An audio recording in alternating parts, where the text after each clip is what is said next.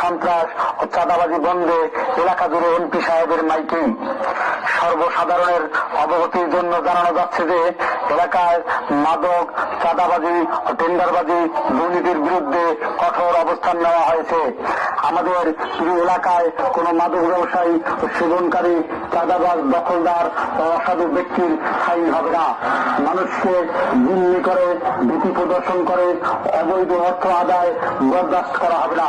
যদি কেউ আইন অমান্য করে, চাঁদাবাজি ও মাদকের সাথে জড়িত থাকেন, তবে দ্রুত সময়ে এসব অপকর্ম ছেড়ে সৎ পথে ফিরে আসুন, নতুবা অপরাধীদের ধরিয়ে দেওয়া হবে এবং তাদের বিরুদ্ধে কঠোর আইনানুগ ব্যবস্থা নেওয়া হবে।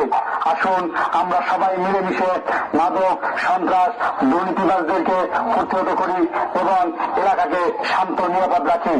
জনস্বার্থে ডক্টর শফিকুল ইসলাম মাসুদ।